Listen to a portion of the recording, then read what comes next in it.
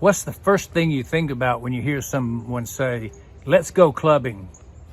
Do you think about a trip to Ibiza? If you're old, been around a while, how about Studio 54? Maybe the glitter balls that spin in the ceiling? Could it be disco? DJs playing beat music? You know, what do you think about when you hear somebody say, let's go clubbing? Well, this is Dr. Bill Williams, and what I think about is clubs that I've been in, service clubs. I've been in Rotary, associated with Kiwanis, spoken at Civitan clubs, service clubs. Now, these service clubs are the lifeblood of charitable organizations doing good for people all around the world.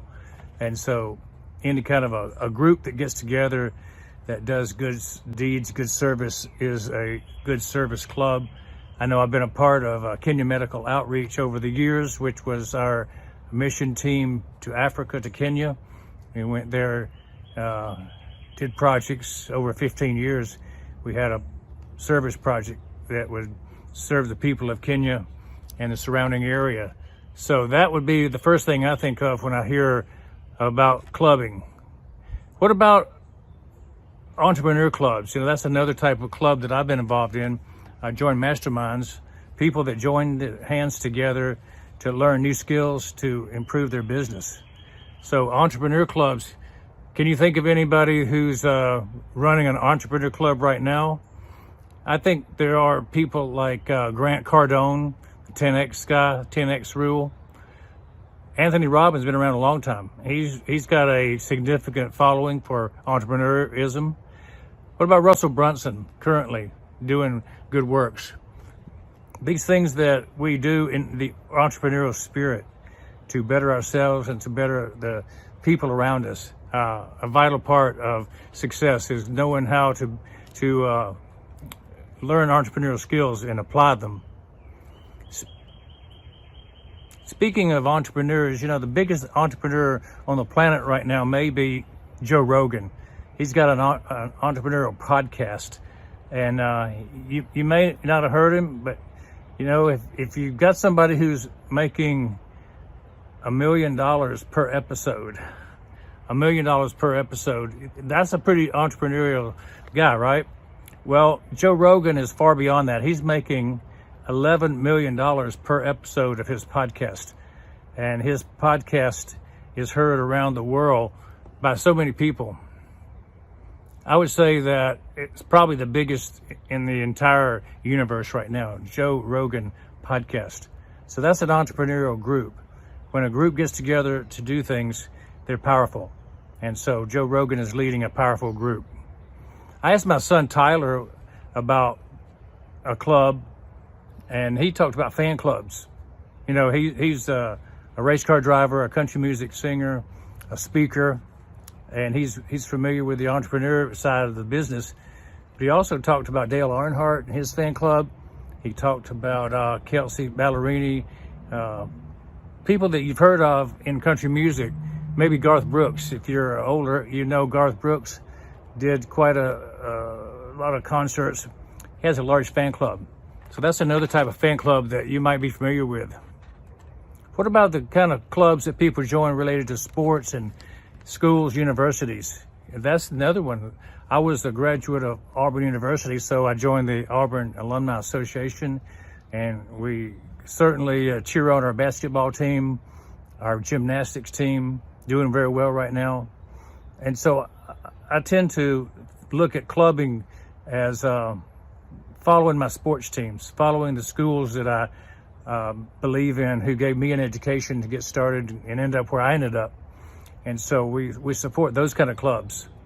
What about presidents of the United States? You know, they were part of clubs. Skull and Bones is well known from Yale University to be a club that molded people to be leaders in the world. What about the fraternities and sororities at different universities? I was a Beta Theta Pi brother, and my mom was an Alpha Gamma Delta sorority member when she was at Auburn University also.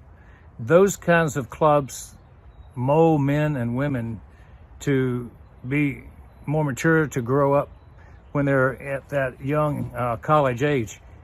They teach leadership skills, communication, and they stand for integrity and to be a better person. That's what the sororities and fraternities are built on, is personal development. So those kind of clubs have a good place in my life, my family's history.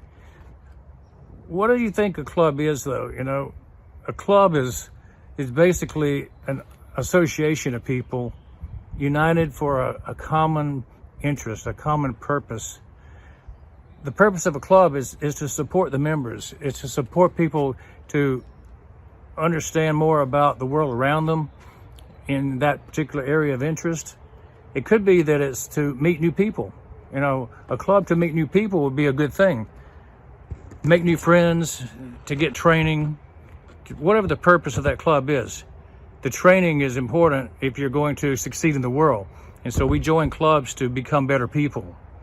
We also join clubs to assist others and serve others, to have a social function, to have a place for an outlet for us to join together and have fun and just to socialize and just become more of the part of society rather than just hanging out as an individual.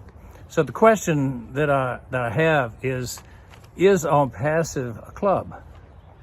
And I think if you look at it in a lot of ways, it's like all the clubs that I mentioned: entrepreneur club, social club, service club, fan club.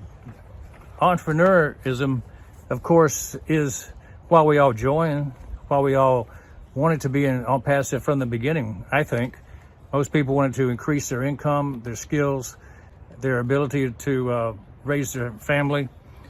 I was in a service club, Rotary International, for 8 years, and I served as the international service director. And one of the things that impressed me was the motto, and I think it pretty much mirrors what ONPASSIVE's motto is, and I thought I'd share that with you and ONPASSIVE right now as we go forward and discuss ONPASSIVE. What is the similarity between these two organizations? Well, the Rotary motto, established back in 1911, was service above self. And service above self is to put yourself into a position to serve others before you worry about serving yourself. And the other motto that they are famous for is one profits most who serves best. And that kind of is a priority situation, establishing that you serve others and then you'll get your due rewards. And that just makes sense, right? And in 1932, they came up with what's called a four-way test. If you're thinking about which way to go, what's the best way to take a direction in your decisions about business, and Rotary was an organization of businessmen, and they decided that this four-way test would be something you could apply to any question as to which direction you want to take your company. Number one was, is it the truth? Number two was, is it fair to all concerned? Number three was, will it build goodwill and better friendships? And finally, will it be beneficial to all concerned? Truth, fair, goodwill, better friendships, beneficial to all concerned. None of these are anywhere near questionable as to good traits for any decision that we're going to make. After I was in Rotary, they came up with a fifth one to the four questions, and it makes sense, and I think it also blends in well with ONPASSIVE. They said, is it fun? You know, we don't want to do anything that's not fun. Most people are motivated by staying in the fun side of doing things. And so we see that Rotary came of age. You know, it's not just all work, it's some play. All work and no play makes Jack a dull boy. That's a common saying. Well, Rotary understood that, and they wanted to add some fun into the business world. So congratulations, Rotary, for doing that. Now, back to the question about, is ONPASSIVE like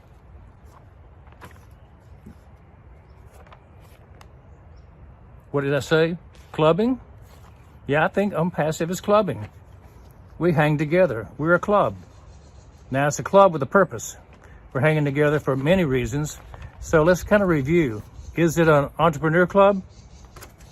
Very much so. How is that? Well, we got together to make better business decisions, to make more things happen for each of us, right? We did that. So what do we have in ONPASSIVE that kind of gives evidence about what is our entrepreneurial spirit? How about this? In O-Founders, we have Global 1000. That's a club. That's a group of founders who reach the highest levels of success, of attracting other members to come and take part in ONPASSIVE. So the Global 1000 group, those who have 1,000 people that they've recommended that join, and that have 10,000 people in their genealogy, that is pretty entrepreneurial, I'd say. So there'll be 1,000 global members that do that. I think all founders are actually entrepreneurs because they take it upon themselves to be independent, to increase their wealth through personal effort, but also they recognize that there are systems out there, namely ONPASSIVE's automated CATMO system, that will ensure that they get to the place they want to be a lot faster, a lot easier, with high value. Now that's the key, value. We're always promoting value when we talk about entrepreneurism. There's a millionaires club. You know, if you are very successful in ONPASSIVE, you'll actually be invited into the millionaires club. And so that's going to be an exciting thing that we'll get to be taking part in. Entrepreneurism really will flourish under the platform called Academy. And so if I put up in a scale of 1 to 10, the things that will show us the way to be more entrepreneurial, grease the way up the pole. If you're wanting to climb higher and higher and make it easier, then Academy is going to be one of the ways that entrepreneurs will take advantage. They have a platform that will let them showcase their skills. Now you're thinking entrepreneurs will teach more, they'll coach more, they'll consult more. They'll actually influence more people. And so the entrepreneurs of the world are basically those who are the influencers, the coaches, and the teachers. That's kind of a picture I'd like to see painted. What about the service club aspect of ONPASSIVE? Well, you know, the biggest service club there is in ONPASSIVE right now is the Leadership Council. The Leadership Council is chosen by Ash and given the responsibility to serve others. And boy, have they served. For the last 3 years, during the time there's been a Leadership Council that's been changing. There's 3 or 4 or 5, 6 of them over the time of 6 years. The entrepreneurs and the leaders in the service organization called Leadership Council have done a marvelous job. They've served others by helping them get through the hoops, to train people as to what is ONPASSIVE, how to get in, how to navigate, to be motivated, to stay the course. Everything that's needed has been performed by these leaders, and we've had a group of them, maybe 60 or 70 total, over a period of 3 years. So strong leadership from the service aspect of ONPASSIVE. What's going to happen in the future? Well, the Blessed community is going to become the next big service part of ONPASSIVE. It's a service club based on doing good for other people, paying it forward, you might say, blessing others because you've been blessed. And that's going to be the legacy that's left over as we go beyond the startup, we go beyond just the first couple of years. As we get bigger and better, more influential, more profitable, then the Blessed component will become the biggest service wing of ONPASSIVE. So I'm looking forward to that. I know everybody is going to be able to take part in it. So if you watch and you learn and you look, you'll grow and you'll learn. You'll increase your speaking skills. You'll increase your writing skills, your marketing skills, your leadership skills. All this will serve to make you a better person. And then in turn, you'll be able to serve others as you use those skills that you learned as part of ONPASSIVE. And so it's a service organization in terms of helping you and helping others at the same time. How about the social club aspects? Yeah, we're going to be using some social tools and platforms, and we're going to get together. We've already started doing that with ONPASSIVE in O-Founders. We've made friends all around the world. We've been on many calls together, many videos together, live videos, and we continue to expand. But just think, when ONET and OConnect put together that powerhouse of platforms, then we'll be able to connect even better around the world, doing what we've already done in O-Founders. We'll be doing it in many groups, not just O-Founders groups.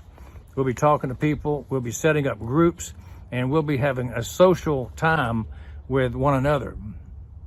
So what about the Tukula that we talked about the other day? The people of all colors, all races, all nationalities, all languages. What about that? That's going to be a social melting pot where everybody gets together, and irregardless of where you're from and what you do, what you came from, you'll be able to get together as a group and participate. That's a social gathering phenomenon.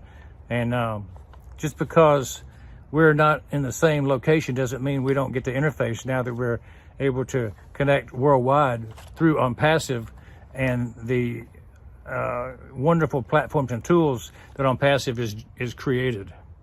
So that's exciting. Where we're going, it'll expand our territory and our vision to be more, better, and different. And finally, this fan club concept. I think ONPASSIVE is a big fan club, and we all are the biggest fan of the CEO of ONPASSIVE, Ash Mufareh. He is the one who has raised the bar for excellence, has raised the bar for value, and is bringing to the world something, as we call it, the ninth wonder of the world.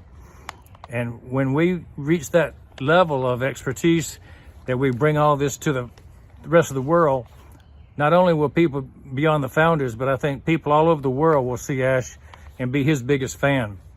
And I have a feeling too that we are the founders, we are Ash's fan club. We are people that he looks up to as founders, because we joined with him and his vision. And of all things, he wanted people to see his vision of service above self, service to others. You know, who serves best is the one who will profit most. That's what Ash thinks. That's what he preaches. And I'm glad that being a Rotarian, I was able to understand his point of view quickly. Once I heard him articulate his vision, I knew that he was someone after my heart. And I know many of you feel the same way, that it's something that you are glad you're part of this club. What if you're not a part of this club? You're looking at this video and you go, wow, this group sounds like an interesting group. Maybe I'd like to be a part of it. How can I join? Well, you can't join without. That's exactly right. You must be invited to be a member. Now, you probably know somebody who is a member, so get in touch with them and they'll tell you how to join. If you don't know anybody, then look in the description below. You may find a link there that will lead you to find out more about ONPASSIVE, more about how to join. It's just that easy. If you raise your hand, if you step forward, if you open the door, you'll be okay. What awaits you is a future of choice, not chance. This is Dr. Bill Williams saying, you're in for the ride of your life with ONPASSIVE.